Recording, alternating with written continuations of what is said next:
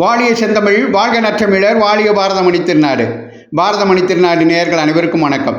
நாம் RSS என்கின்ற Rashtriya save சேவக் சங்கம் தனது 100வது ஆண்டை விஜயதசமி நன்னாளாம் இன்று நிறைவு செய்வதை ஒட்டி அரும்பெரும் மனிதர்கள் பார்வையில் RSS என்ற தொடரை பார்த்து கொண்டிருக்கிறோம். இந்த தொடரில் இன்று இடம்பெறுபவர் நீதிபதி KT தாமஸ் அவர்கள். அவர் RSS குறித்து என்ன கூறுகிறார் என்று பார்ப்போம். நான் கிறிஸ்துவனாக பிறந்து ஒழுங்காக சர்ச் செல்லும் ஒரு கிறிஸ்துவ பற்றாளன். ஒழுங்கு நிறைந்த இயக்கமான RSSஐ 1979ஆம் ஆண்டு நான் அறிந்தது முதல் அதனை பாராட்டும் இயல்பின நானே.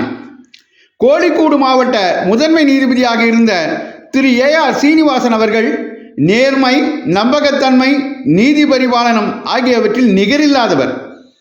அவர் பணி ஓய்வு பெற்றதும் அப்பணியை நான் ஏற்றேன்.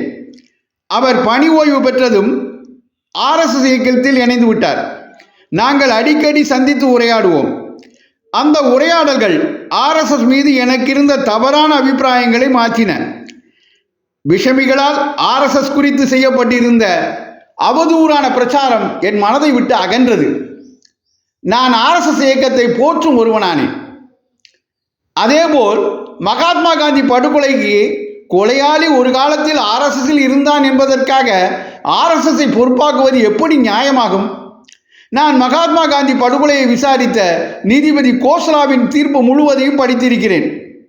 திருமதி இந்திராவை இரு சீக்கியர்கள் கொன்றார்கள் என்பதற்காக சீக்கிய சமூகம் முழுவதையும் அதற்கு பொறுப்பாக முடியுமா?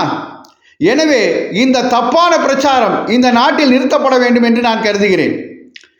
RSSஇன் அகில பாரத தலைவராக இருந்த திரு KS சுதர்சன்ஜி அவர்களுடன் சென்னையிலிருந்து எனது சொந்த ஊருக்கு பயணம் செய்ய ஒரு வாய்ப்பு எனக்கு கிடைத்தது. அவரது அறிவுத்திறனும் எளிய வாழ்க்கையை வலியுறுத்தியதும் என்னை மலைக்க வைத்தன. அது RSS குறித்து மேலும் அறிய எனக்கு வாய்ப்பளித்தது. அவசரநிலை காலத்தின் போது நாடு முழுவதும் சர்வாதிகாரத்தின் கீழ் வந்தபோது அரசியல் சாசனத்தின் அடிப்படை உரிமைகளை திருமதி இந்திரா முடக்கி வைத்திருந்த போது அஞ்சாமல் போராடிய அரசியல் சாரா இயக்கம் RSS ஒன்றுதான். அப்போது RSS பல உயிர்களை தியாகம் செய்தது. அடிப்படை உரிமைகளை மீட்டதற்காக RSSக்கு நாம் நன்றி கடன் பட்டிருக்கிறோம்.